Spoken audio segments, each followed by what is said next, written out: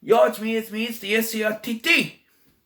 And welcome to Flashback Friday, where I take a look at a 80s film and give it a review. And this week we are looking at Weird Science, back in old 1985. And starring Anthony Michael Hall, Elon Mitchell Smith, and Kelly LeBrock, with the cameo from Robert Downey Jr.'s. So, what's the story? You know the story. Two horny teenage guys are watching Bride of Frankenstein one night, right? They're not having any luck getting any other friends, getting any girls. They're in their gym class and they get their pants pulled down. And they're watching the Bride of Frankenstein one night. And Gary gets the idea. He said, "Hey, why don't we make a girl?" And so they get Wyatt's computer, his computer, right? They get his computer. They hack into like the government thing, I think, and they use like excess power or something. They put the bras on their head, and they use this, and they scan a bunch of stuff, and they use this doll that becomes a genie for them. Lisa. At least she's called Genie in the TV series. Here she's just a girl they make. Her name is Lisa. She gives them what they want. And basically what they want is, well, they want to, like, they're talking about wanting to shower with girls. But they don't get it. They're still wearing their clothes in the shower while she's showering. So I guess I don't know. They're nervous. But yeah, and so she takes them on wacky adventures, including a party at Wyatt's house, where Wyatt's grandparents show up, and they're frozen and put in a closet, and then a bunch of mutants, one of which is Vernon Wells from Power Rangers Time Force. The other one is Michael Berryman from The Hills Have Eyes, and Kenan and Kel, two heads are better than none. They're after, now, through most of the film, Gary and Wyatt are after these two girls, whose names I don't remember, but they also have sort of boyfriends, played by Robert Downey Jr. and the guy from Nightmare on Elm Street 2.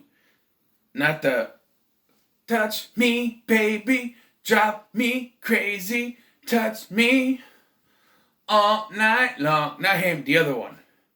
Yeah.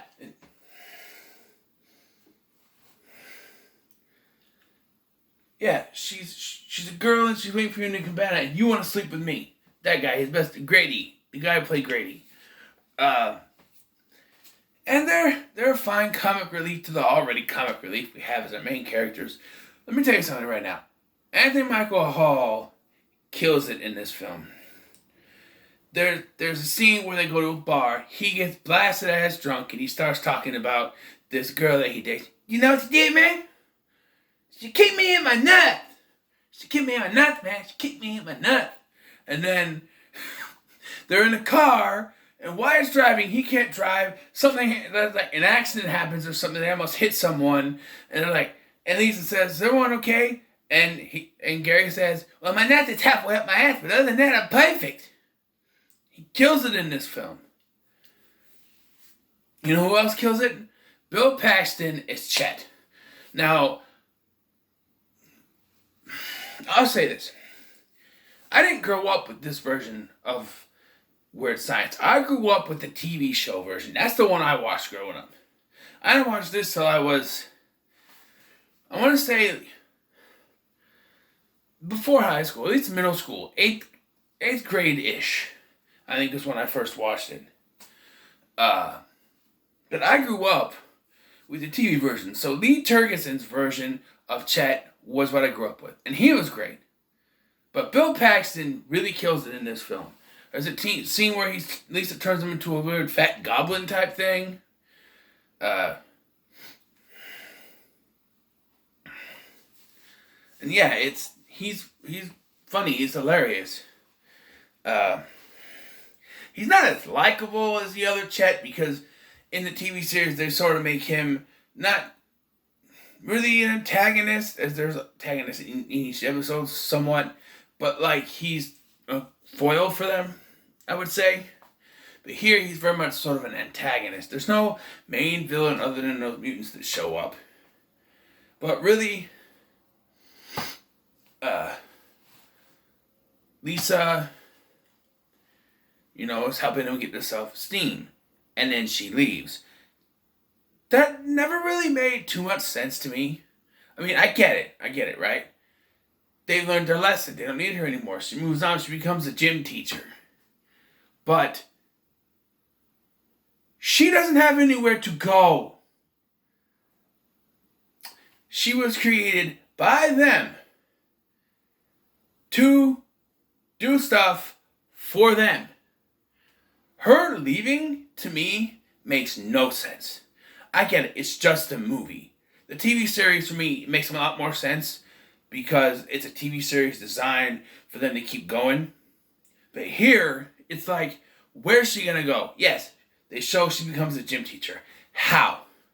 She has magic powers, but unlike the TV show, they don't specify her limits. Does she have limits? Does she not have limits? In the TV show, they give her sort of a limit so she's not overpowered.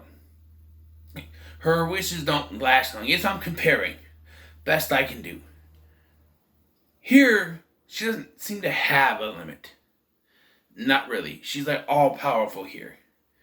That's very dangerous to have in the real world, don't you think? Especially if she's just in gym class, one of her students pisses her off, she could literally turn them to shit. If she so wants. And it could possibly be permanent because she might not have limits. And for her to just go off, and them to let her go off without any inhibitions, nothing makes no sense to me. Yes, I get it. They learned their lesson. That's what it was all about. At least it was there. It's like Mary Poppins. Lesson was learned, wind turns, she leaves, right? But it's not as simple as Mary Poppins. Mary Poppins was a nanny. She had a purpose. Lisa does not. Not really. They created her to service them. Do whatever they wanted to do. She can't just leave when she fulfills that. She still got to fulfill stuff for them, right? I'm just saying. Movie's PG-13. There's tits in it. Yes, I know the 80s. Freaking Jaws back in 1975 had tits in it and it was PG. Here, PG-13's got tits in it.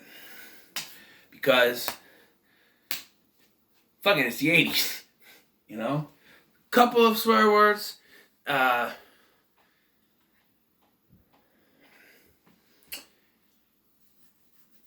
So, there's another question I had about this movie.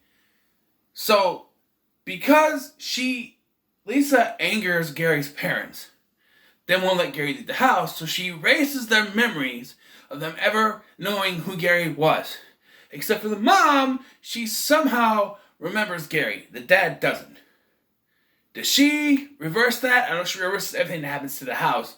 Does she reverse that? Or are they gonna just not ever know their son? He's gonna come home and the mom's gonna be like, that's Gary. Dad's like, I don't know who that is. And I did like the guy who played Gary's dad on the TV show, though. He was pretty cool. I like that actor.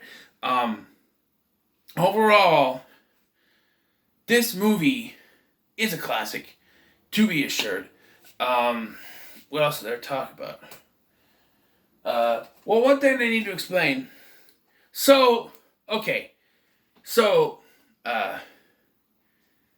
At the party, Gary and Wyatt want to create another girl to impress Robert Downey Jr.'s and the Grady guy, right? But when they do it, they're just causing problems throughout the house. Throw the chick on the piano out, and she gets all her clothes, and she's naked and stuff. But there's nothing else that's created. Why isn't there? I get it. You don't want to create another, another Lisa, another one like her, but why did it just do all the weird stuff with the house? Why didn't it, you know? It never made sense to me. It's confusing. But overall, this movie is a great film. You guys should check it out. I'm going to give it a 9 out of 10 for me. So what are your thoughts on Weird Science? Let me know in the comments below. Make sure to like, share, and subscribe. Thank you for watching. I've been Scotty. See you in the next one. Weird Science. There's and proofs and pops and pans, bits and pieces. It's my grandson. Is it real? It's my grandson. I do not know. Hesitation. It's running gold. It's flashing blood. I do not know. I do not know. From my heart and from my head, why don't people understand my intentions?